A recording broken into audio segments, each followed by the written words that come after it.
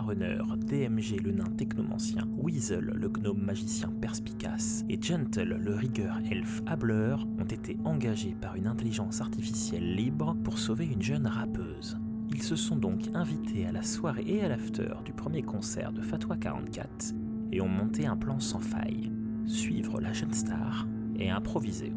Vous écoutez Jeux d'ombre, le podcast de partie de jeux de rôle dans l'univers Shadowrun, produit par Ombre Portée 2.0.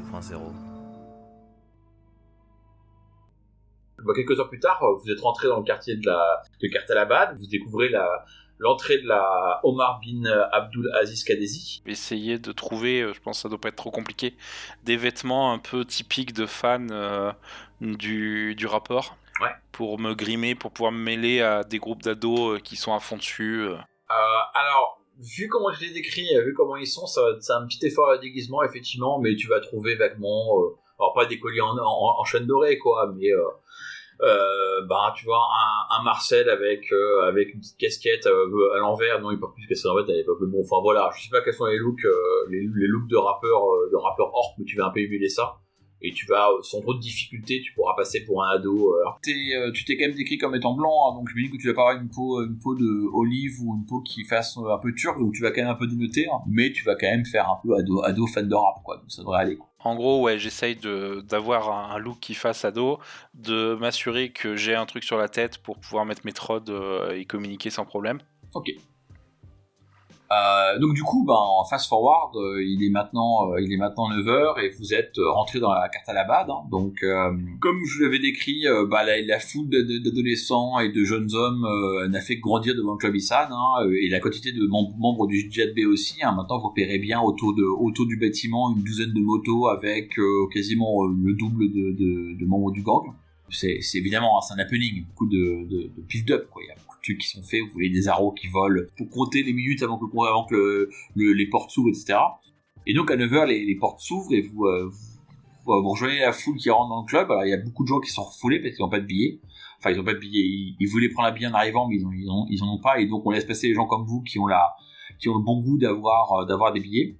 Alors c'est une occasion de vous redécrire, notamment je pense à Gentle et à DMG pour vous redécrire quel look vous avez, à quoi vous ressemblez ce soir, quoi, en fait. Moi j'ai toujours mon look bien habillé, classe, donc probablement que je dénote un petit peu dans le premier lieu, dont le nom m'échappe. Mais par contre, je compte être passer plus inaperçu à la Casbah. Donc c'est costard, le gars classe, quoi. Il y a quand même une partie des mecs, alors il y a une partie des mecs qui disent oh putain il a un costard, puis il y en a quand même qui sont là, oh il est cool avec son costard l'elfe. Et toi DMG, à quoi tu ressembles physiquement? C'est un nain, tout ce qu'il y a de plus nain, pour ne pas dire banal en fait, donc des habits simples et passe-partout, petit trench coat, très très banal et passe-partout.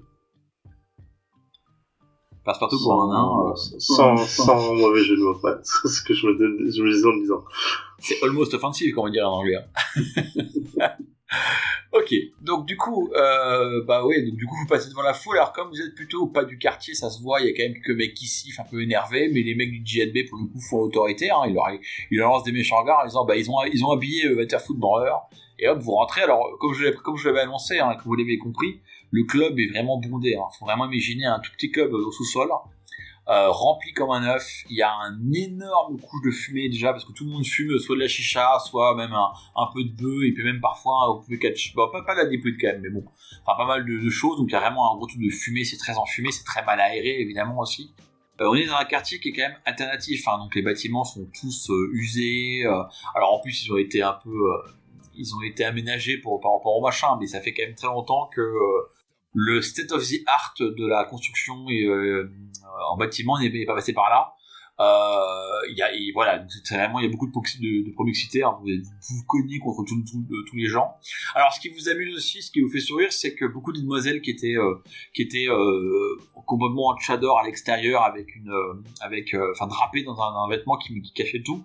Bah là, elles enlèvent pas leur tchador, mais elles enlèvent leur vêtement qui couvre, et du coup elles ont des tenues un peu plus affriolantes, un peu plus sexy que vous ne l'aurez cru. Et donc voilà, là c'est c'est le début, c'est l'avant-concert, donc la salle se remplit, on balance du gros hip-hop dans les enceintes, et les gens fument des choses. Est-ce que vous voulez faire quelque chose de particulier ou j'avance la description? Alors simplement, moi, je vais me mêler au groupe de gamins et je vais essayer, je suis toujours de toute façon plus ou moins aux aguets, donc essayer d'écouter un petit peu ce qu'ils en disent, s'ils attendent vraiment uniquement le rappeur chéri, ou s'ils parlent de cette nouvelle Fado 44, s'il y a des assentiments vers elle ou quoi, enfin voilà. Sans forcément être actif, hein, juste écouter les discussions. Ouais, alors si tu fais qu'écouter, tu n'as qu'à faire un test de perception. Je vois que tu as bien joué dans tes caractéristiques. DMG, que fais-tu toi? J'essaie de couper mes sens, hein. Ça n'a pas la douceur et la mélodie du bon, du vrai, du synth rock. Mais bon, c'est le job. Ensuite, j'essaie de profiter d'être moins grand que la moyenne pour choisir un endroit où je puisse me mettre un peu en hauteur, comme si je souhaitais assister à ce show pour pouvoir avoir une vue d'ensemble pour surveiller un peu ce qui se passe. Ouais. Alors je vais te filer que comme c'est un vieux bar, une FK berlinoise, il y a effectivement, enfin c'est pas, même si le plan est très rectangulaire, en fait, il y a des affleurements, des choses. Tu trouves vaguement un bout de colonne qui devait à l'époque porter un tuyau ou autre chose.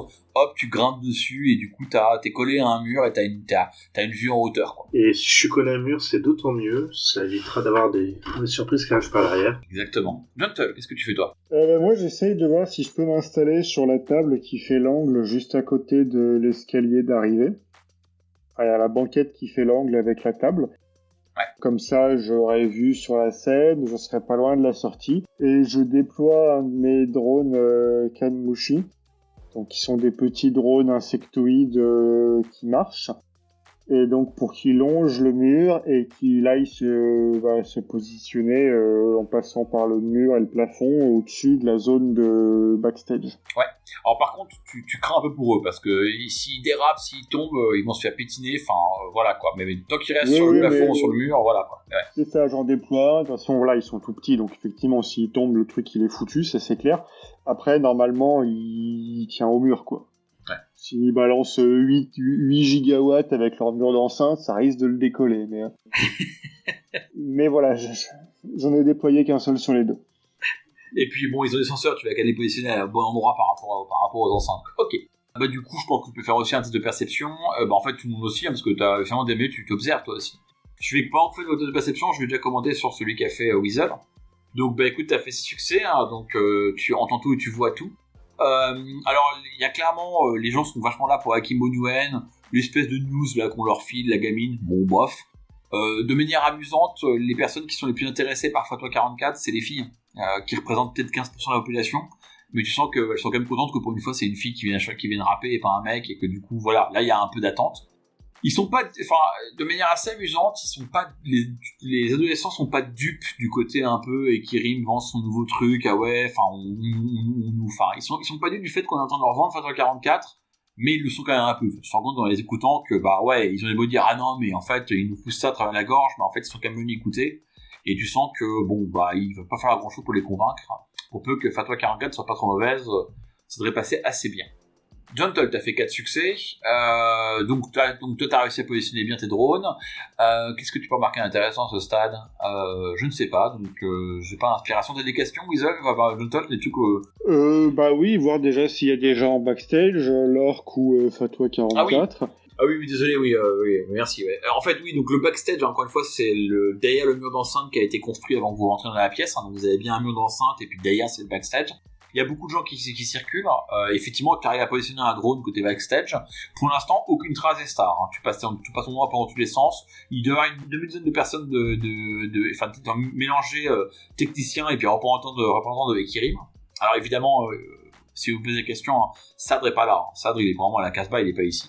Mais il n'y a pas de trace pour l'instant des stars. Vu que tu as fait quand même 4 succès, quelqu'un a un beau score, est-ce que tu as une autre question que tu veux que je réponde Non. Si, je repère combien de personnes de sécurité? Parce que je les repère. En effet, tu repères qu'il y a en gros, dans la pièce, il y a une douzaine de mecs du JDB. Alors après, il y en a un qui sort, il y en a deux qui rentrent, il y en a un qui repart, en gros une douzaine. Par contre, ils ont leur matos avec eux, quoi. Les mecs, ils ont dans le dos leur AK-97, leur revolver à la ceinture. En fait, tu réalises que, si jamais ça cartonne avec les mecs du JDB, le dommage collatéral va être monstrueux, quoi. D'accord. Heureusement, ils n'ont pas de grenade. C'est une bonne chose, quoi. Parce que tu savent ça dans le club, c'est une mauvaise idée. DMG, t'as fait 4 toi aussi, donc pareil, tu vois tout, quoi. Tu vois beaucoup de choses. Qu'est-ce que tu veux savoir que j'ai pas encore dit? Bah moi, par réflexe, je regarde les icônes et les ORA qui traînent ici, bien que la foule doit être dense.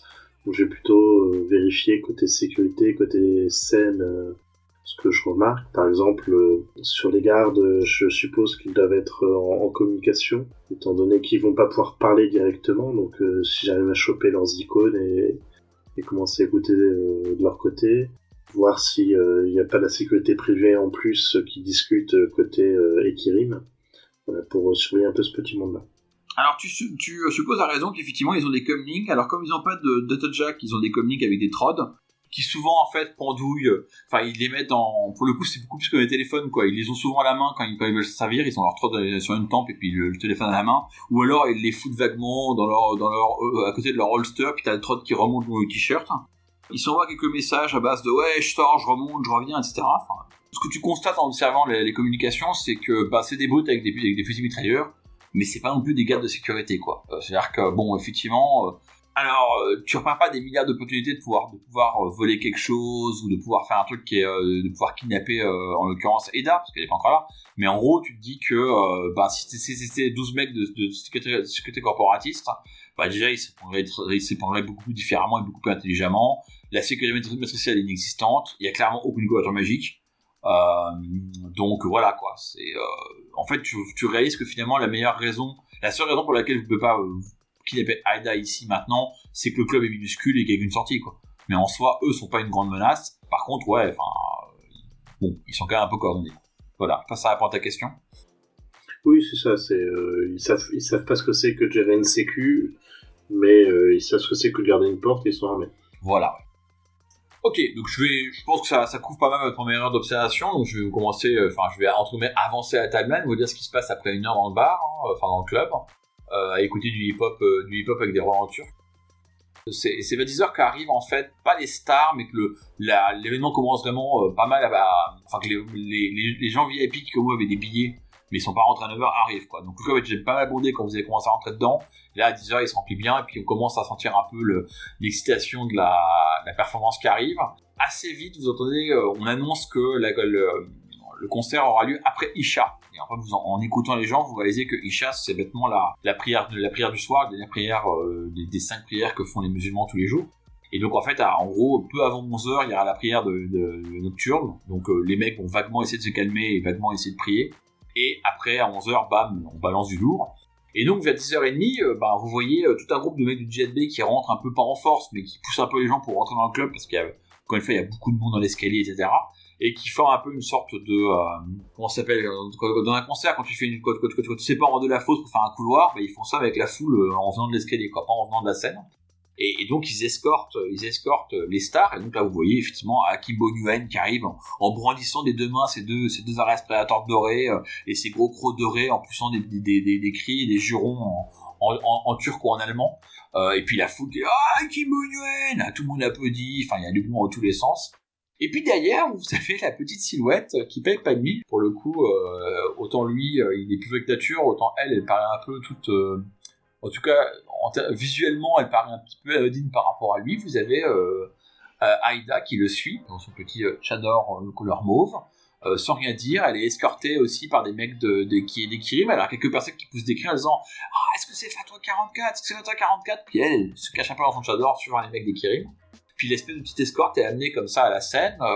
Il passe derrière la scène. Là, il y a l'espèce de calme qui se pose parce que, Isha, 5e prière de la journée.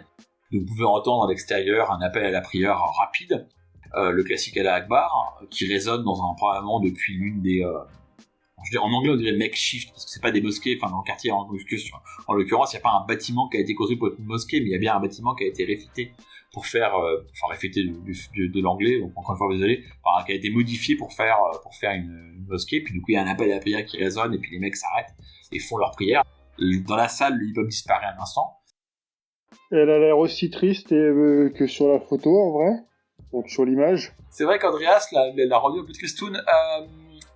Elle a pas l'air triste ou malheureuse, mais elle est pas non plus les yeux qui brillent avec un énorme sourire. Elle a l'air assez... Elle a pas à sa place en fait. Elle a vraiment l'air de... Imagine, l'impression qu'elle vous donne, c'est un chat qui, dans son appartement où il y a sa maison, normalement, il y a plein de gens qu'il connaît pas, quoi. Elle est vraiment un peu sur la défensive, elle regarde un peu tout le monde pour savoir ce qui se passe. Elle a pas l'air à l'aise. Voilà, je pense que c'est ma description. Et il y a des gars un peu autour d'elle qui la forcent à avancer ou qui ont l'air de la contraindre entre guillemets. Non, elle est pas malmenée. Elle marche de son plein gré dans la bonne direction.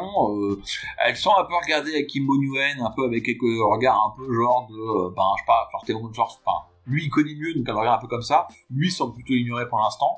Mais non, elle est pas malmenée. Ouais, il n'y a pas quelqu'un qui garde un œil sur elle ou elle qui garde un œil sur quelqu'un qui essaye de voir ce qu'il lui dit de faire. Elle avance, elle a l'air vraiment d'agir d'elle-même, quoi. Ouais, elle est juste en plein gré. Par contre, il y a plein de gens du label d'Ekirim et puis du JSB qui la surveillent. Hein. On est d'accord, qui la protègent et qui la surveillent. Par contre, elle est pas malmenée ni forcée. En tout cas, premier abord.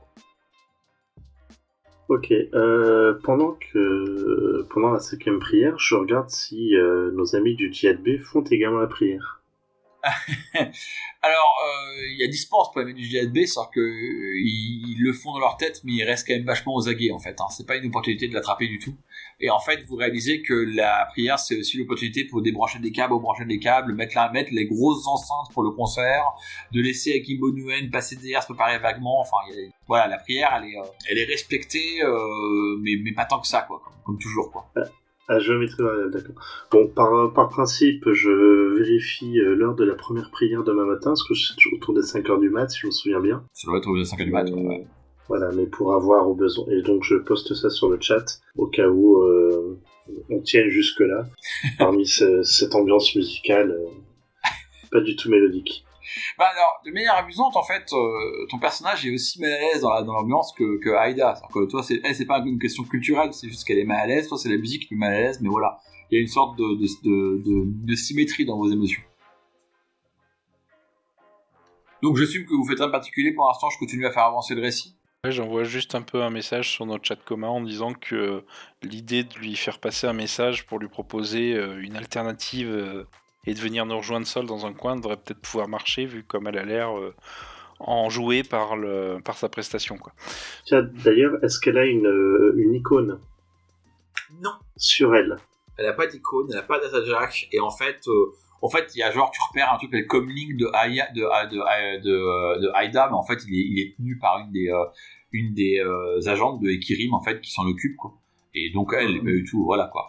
Genre elle met en place son compte Twitter, quoi. Elle fait regardez, je suis là ce soir, venez me voir chanter et tout, mais en fait bon, c'est pas elle qui le fait.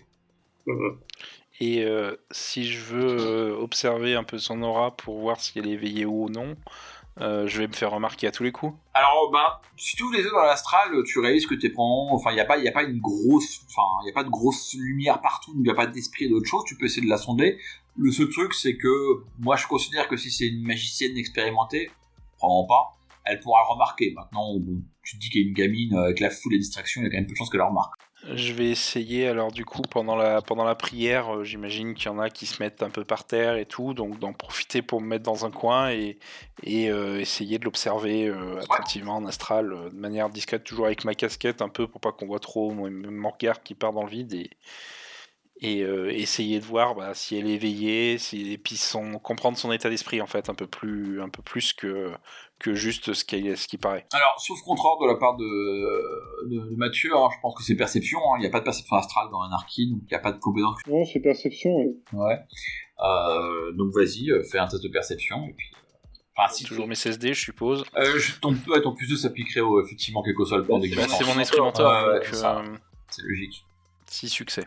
Ouais, tu lis bien son aura, donc elle est effectivement éveillée. Alors elle est pas éveillée, si on parlait en thème Shadowrun 5, elle a pas 600 magie, quoi. Elle a probablement 1 ou 2 ou 3, donc elle a elle a une forte, elle a une affinité avec la magie. Tu penses qu'elle a même probablement, t'as fait 6 succès, donc je t'aime beaucoup.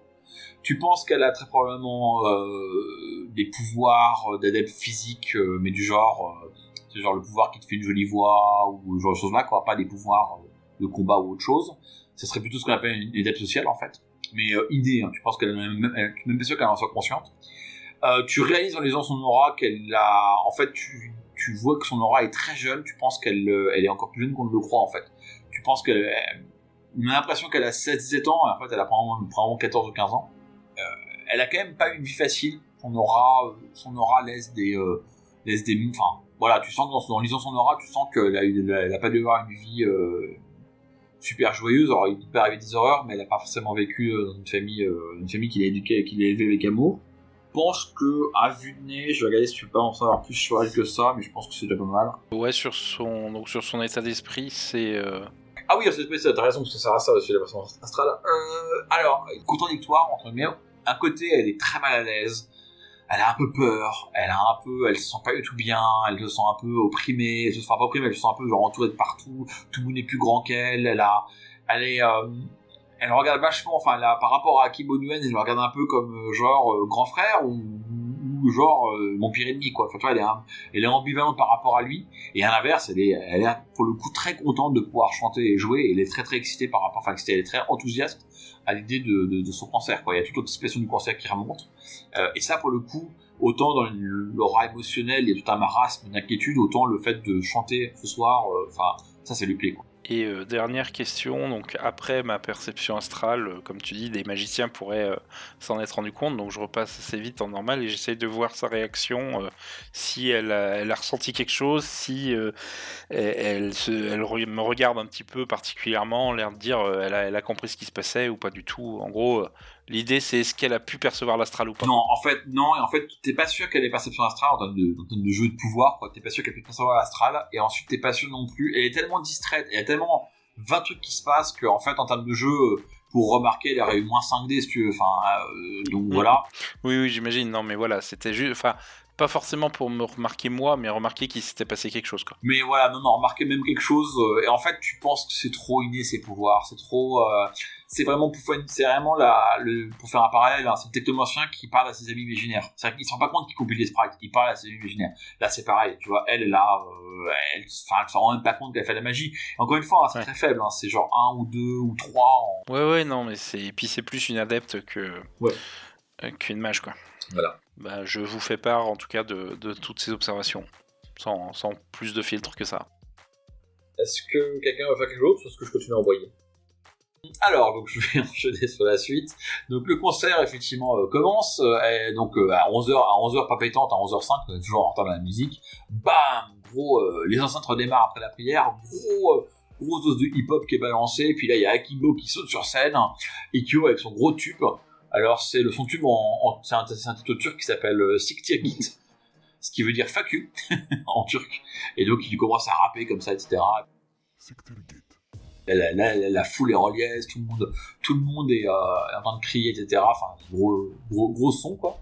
Juste derrière, il enchaîne avec un second titre qui est lui, dont le titre est en arabe, Mout Alamak, qui veut dire la mort d'un imbécile.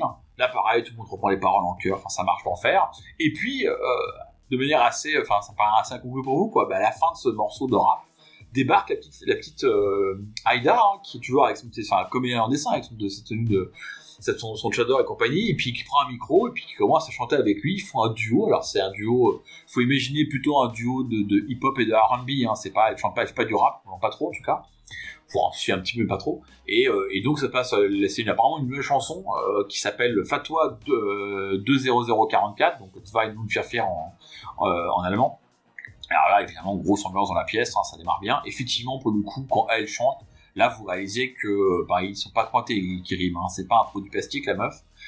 Clairement, Aïda, elle chante très bien, elle a une grande présence sur scène, elle a un grand charisme, elle est, enfin voilà, elle se marie très bien. Là, elle joue très bien avec, elle se marie très bien avec ce que fait Kim O'Nuen, qui, lui, pour le coup, vous avez l'impression qu'il se rend, enfin, c'est pas que lui est un bon partenaire pour elle, c'est que elle se marie bien avec ce qu'il fait, enfin, c'est se marier avec ce qu'il fait, quoi. Et donc pareil, grosse ambiance, gros son, etc. La foule en délire, et puis t'as Akimbo Nguyen qui finit le morceau en disant « Hey, maintenant, je vous présente l'incroyable Eida qui vient de faire un duo avec moi, la nouvelle star de Ekirim, ah !» Et puis là, il sort ses pistolets lourds, et puis il tire au plafond, hein, comme un blaireau de rappeur hip-hop. Donc il y a plein de poussière qui tombe, de poussière dessus qui tombe du plafond. Mais voilà, et puis toute la foule est en liesse. Et sur ce troisième morceau, qui ferme le set, hein, c'est un petit set, bah là, les deux se replient dans le backstage, qui est donc la zone derrière les enceintes. À moins que vous ayez envie de faire quelque chose, je peux continuer à décrire ce qui se passe si vous voulez. Ils sont sur la matrice, ces flingues, alors? Oui, ouais, probablement rattaché à un comlink de moyenne qualité, mais tu peux imaginer les acquis si tu veux, ouais. Ok, bon, je garde en tête au besoin. Ok. Lui, il a des fins connectées, ouais. Alors, mais pas le reste de la sécurité, effectivement. Ouais, donc il se replie entre guillemets derrière les enceintes. Puis il s'écoule un quart d'heure avant que une sorte de cohorte se forme autour d'eux des mecs du Djihad B, qui commencent un peu à fondre la foule pour atteindre la sortie. En fait, normalement, moi j'avais toujours le drone qui surveillait un petit peu, donc quand je vois qu'il commence à se préparer pour s'en aller, je partage les images avec les autres, donc tout le monde est au courant. Et je m'éclipse avant. J'allais en dire que je fais autant pendant le quart d'heure. En fait, je pense que j'envisage d'aller de l'autre côté et peut-être que je ferai une pause au milieu pour voir faire un petit tour en projection astrale, quand même voir ce qui se passe en backstage d'un point de vue un peu émotionnel. Ah ouais, tu veux relire son aura en fait. T'as pas besoin de le faire en projection astrale, ça tu peux le faire. Tant que tu la vois, tu peux relire son aura. Ouais, mais en fait, comme ils sont en backstage, je vais y aller en projection, ouais. Donc ils me verront pas tout bien. Et l'idée, c'est pas forcément de dire son aura à elle, mais aussi à lui. Tu fais quoi de ton corps, toi ? Parce que quand t'es en projection astrale, ton corps, c'est c'est pour ça que je pensais sortir en fait du club. Et sur le chemin, avant d'aller à l'autre, je me planque un peu dans un coin et je fais la projection à ce moment-là. Du coup, fais-moi juste un test de furtivité pour voir si quand tu te réveilles, y a pas un mec qui t'a enlevé un rein. Ou un truc du genre, quoi, ce genre, voilà. Et puis pour qualifier le succès. Et alors du coup, est-ce que tu veux, Gentle, est-ce que tu reprends ton drone, ou est-ce que tu veux que ton drone saute sur les pots de Aida ou un genre là, quoi? Non, de toute façon, il leur faut pas, j'imagine qu'il leur faut un certain temps pour se préparer, donc je fais revenir le drone tranquillement, je le récupère avant de mettre les voiles. Ok. Du coup, et donc tu peux facilement le faire avant qu'ils partent, hein. Ça prend du temps, effectivement. Enfin voilà, ça prend bien 10 minutes. Vous pouvez largement sortir avant si vous voulez. Alors effectivement, quand t'es sorti, Weasel, t'as été en gros à l'angle du prochain bâtiment. Alors on n'est pas aux US, il y a pas des ruelles sur chaque bâtiment, spécialement dans la Marienstraße. C'est des bâtiments des immeubles qui sont côte à côte. Par contre, à Berlin, il y a beaucoup de cour intérieure, évidemment. Donc en fait, tu fais quelques numéros, hop, tu trouves une porte, tu fais une ouverture vers une cour intérieure. Souvent, en fait, c'est les cours intérieures, tu y accèdes par des portes, qu'on dirait une porte de garage aujourd'hui, mais en fait, à l'époque, c'était pour faire rentrer des chariots, pour faire rentrer le charbon. Donc parfois, tu trouves encore des rails au sol. Donc tu passes dans une porte comme ça, tu arrives dans une cour intérieure. Et là, pour le coup, dans la cour intérieure, t'as soit un petit jardin, soit tu peux te cacher, donc tu te caches facilement. Pour être astralement, je te parle du GD, t'as eu 6 tout à l'heure, donc tu vas relire son aura comme un livre ouvert. En tout cas, son aura à elle. Alors elle est très contente de son concert, elle est super, le mot anglais qui vient, c'est emboldened. Enfin, elle se sent super réaffirmée par le concert. Elle sent qu'elle peut le faire, que ça marche et tout, donc elle est super excitée. Et son aura à lui aussi. Donc je passe à lui. Akimbo Nguyen, lui, c'est vraiment, business as usual, quoi. Il a fait son gros son.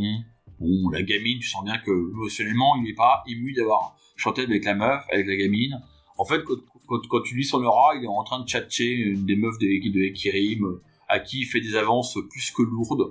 Et je te fais un peu de gros, tu vois tous les auras à la fois. Et la meuf fait tout pour rester polie, mais elle remarque de se faire tripoter par le mec, quoi. Voilà le bonhomme, hein, pour donner une idée, quoi. Donc lui, Fatwa 44 et Aida, ils s'en foutent réellement. Ça répond à ta question, ou il y avait une information qui te manque Non, a priori, j'imagine qu'il n'y avait pas non plus je sais plus comment il s'appelle, le manager, il est pas avec eux, de toute façon, il est sûrement déjà à l'autre club. Non, Sadr, donc ouais, c'est pas le manager, c'est le chef, c'est le patron de Ekirim, oui. C'est le PDG, ouais. Lui apparemment vous l'avez pas vu, tu l'as vu vous savez qu'il est dans la liste d'invités, forcément, il son passe pour lui, quoi. Mais bon, s'il est pas là, il doit être au club Enfin voilà, il est pas. Je veux dire, il n'y avait pas d'autre aura avec eux qui aurait eu une influence sur l'un ou sur l'autre, quoi. Donc du coup, je vais directement à l'autre club histoire d'arriver un petit peu avant eux. Ah ouais, alors 500 mètres, bon, enfin, tu vas arriver avant eux parce que c'est 500 mètres à faire à pied, c'est rapide. Bon, même si t'es un gnome, mais eux, ils vont se masser dehors, ils vont après démarrer la corde, tout, donc voilà. Du coup, DMG, toi, tu fais quoi pendant ce temps si tu veux faire quelque chose? Vers la fin, je vais aussi tenter de sortir avant la cohue. En plus, toutes ces grandes gens qui traînent, je ne voudrais pas être bloqué. Prendre un peu l'air et apaiser mes oreilles avant de passer de l'autre côté me fera du bien aussi. Donc, moi, je me recoordonne avec les autres et même je pourrais surveiller le corps de Weasel pendant qu'il fait son petit tour. Ok, donc voilà, enfin, vous quittez les lieux et vous laissez la cohorte se former. Alors, premier truc que vous allez voir, c'est une belle voiture qui débarque, il y a une série d'aircroupes Bentley Concorda, et donc vous avez cette grosse voiture qui se garde devant l'entrée du club. Alors la voiture est entourée par en gros une douzaine de motos du Jet B, et puis là, il y a Akibo Nuen qui sort avec les bras en l'air, sous les acclamations de la foule. Tous les mecs qui ont pas venir au concert, ils sont quand même restés pour pouvoir acclamer Kimbo. Alors vous avez vu d'ailleurs ceux qui sont entre vous qui sont partis en avance sont un peu au fond de la foule pour arriver à échapper à ça. Et donc ils montent dans la caisse suivi de Ada. Alors il y a quelques mecs dehors qui crient fais-toi 44 et tout, donc elle fait des petits sourires puis elle rentre dans la caisse. C'est assez cocasse, hein, le mélange du gros rappeur orc avec ses flingues et puis les petites meufs qui suivent avec Soda. Et puis effectivement bon, vous le voyez de loin, hein, mais là, il monte dans la voiture puis la cohorte arrive et puis effectivement c'est ce qui est marqué dans les notes, vraiment c'est le gros show, enfin la grosse démonstration de force. Ils se sont pas attirés à la mitrailleuse en l'air, quoi, mais presque, quoi. Il y a vraiment le GLB qui monte, qui est là, qui maîtrise tout. C'est eux la sécurité, c'est eux la loi. La route est bien dégagée. Ils roulent bien lentement pour que tout le monde ait le temps de bien les voir avancer. Puis ils vont atteindre ce qui était à l'époque la Orientplatz. À ce moment-là, vous êtes déjà arrivé dans la Casbah. Vous pouvez choisir d'y rentrer ou pas, mais même si vous y rentrez, vous avez déjà vu sur l'extérieur, vous pouvez voir la scène. En gros, quand eux ils arrivent, ils vont pas se garer dans la Casbah, ils font le tour plusieurs fois de la petite place en voiture. Alors c'est une petite place, elle est assez grande, hein, dans la vraie vie. On peut en faire le tour plusieurs fois, quoi. Donc voilà, sur les acclamations, les machins, et puis au bout du troisième tour, la caisse s'arrête devant la porte de la Casbah, la porte s'ouvre et là, il y a Akibo Nuen qui sort. Encore une fois, brandissant ses flingues, brandissant ses bras en l'air, et puis sous les acclamations, suivi les petites Aida et puis quelques personnes du staff de Kirim. Maintenant c'est l'after. Enfin, vous savez qu'il y aura une autre un autre petit concert. Enfin, ils vont refaire le concert qu'ils ont fait pour les gens de la Casbah, mais pas maintenant, quoi. Vous avez un peu de temps. Et alors donc le temps qu'ils arrivent, pour vous donner un peu temporellement où on en est, le temps qu'ils arrivent, il doit être maintenant presque minuit quand la colonne se dirige à la Casbah. Et c'est à ce moment-là que vous allez être contacté sur vos comlink. C'est Crystal King qui vous appelle et devant, Alia est toute joyeuse. Elle dit je me suis fait de nouveaux amis. Les hommes saints sont comme moi, comme nous, ils veulent voir l'enfant ange libre. Ses ailes ne doivent pas être coupées. Elle doit voler librement vers les cieux. Les hommes saints ont envoyé des lions noirs avec de drôles de double noms. Ils vont venir nous aider. C'est super. Alors, les Lions Noirs, c'était quoi? Les Lions Noirs, c'était un autre gang de... C'était le gang soudanais qui aurait une chef mage. C'est ça. Ouais, c'est je ça. confirme, ouais, c'est ça. C'est des Moudjahidines, le terme Moudjahidine fait toujours peur aujourd'hui, mais c'est des Moudjahidines soudanais, ouais. Qui font aussi office dans le quartier de Shahabad. Vous savez que eux font office de milice, un peu comme le Jet B. Enfin, sauf qu'ils ont l'air plus cool que le Jet B. Donc, de Crystal Kane, je lui demande, mais ils vont venir eux ou c'est nous qui devons l'amener jusqu'à eux?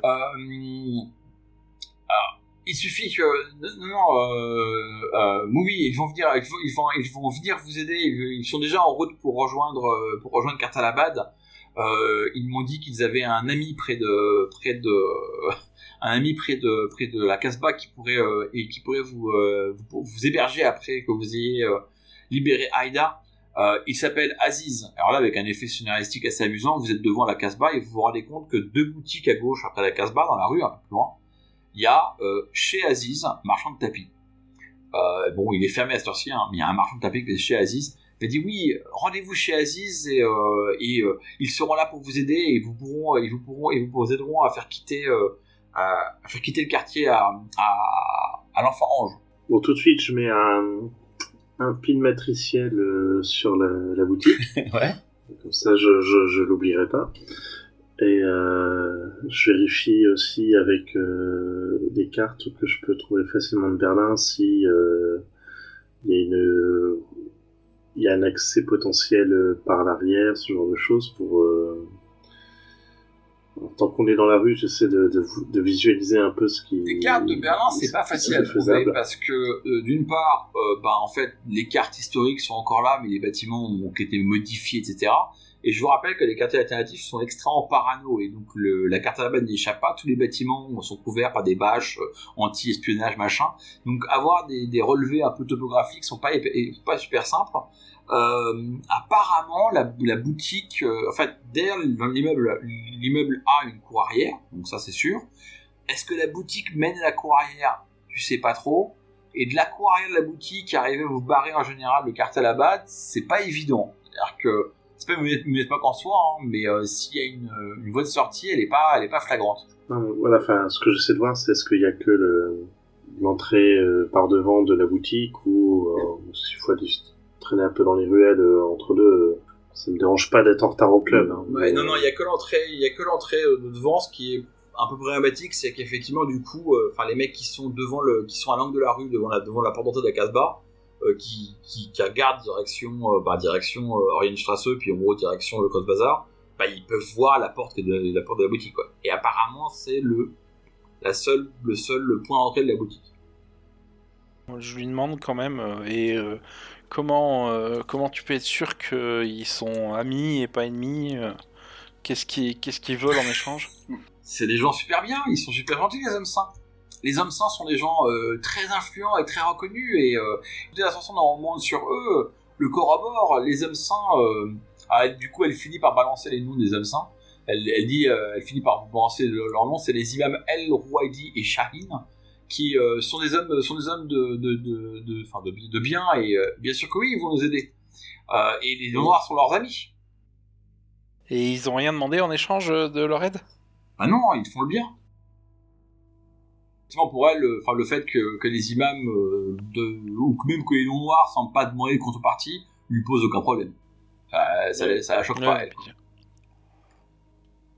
Et pourquoi est-ce qu'il voulait récupérer la petite? Pour la libérer. Comme nous, ils savent que l'enfant ange est d'une créature pure, prisonnière des... elle dit même pas le mot prisonnière, elle dit le mot esclave de Sadr. Et ils veulent le libérer et lui permettre de s'enfuir et d'avoir une vie meilleure que ce qui lui est que d'être asservi à l'odieux personnage, à l'odieux homme de cœur de cygne. C'était une question pour mes collègues en fait. Mais... Ah pardon, désolé. Moi je les connais pas plus que je ne connais Sadr, Donc ouais, justement ça me surprend que par simple bonté d'âme ils veuillent la récupérer. Mais bon, de toute façon c'est une espèce de porte de sortie. Après, libre à nous de les faire, de veiller sur elle et de faire une discussion avant de la livrer pieds et poings liés, quoi. Je propose de s'en tenir au plan et d'essayer de la faire sortir, et puis on ira frapper chez Aziz une fois sortie et on avisera à ce moment-là. Ouais. De toute façon, je crains que de faire sortir les lions noirs avant pour nous aider, ça n'envenime trop la situation. Oui, sûrement. J'ai pas envie d'avoir deux groupes un peu trop armés et conséquents au milieu des rues qui tirent à l'arme automatique. Il y a moyen effectivement que ça tourne le carton assez vite, hein, avec le nombre de maîtresses lourdes. Ouais. Et a priori, c'est eux qui ont comme chef une magicienne, donc qui pourrait peut-être faire des choses magiquement. Peut-être que c'est d'ailleurs comme ça qu'ils vont la faire sortir du quartier. Shazam. Vous avez écouté Jeux d'ombre, un podcast produit par Ombre Portée 2.0. Retrouvez-nous sur shadowrun-jdr.fr. À bientôt, les chummers.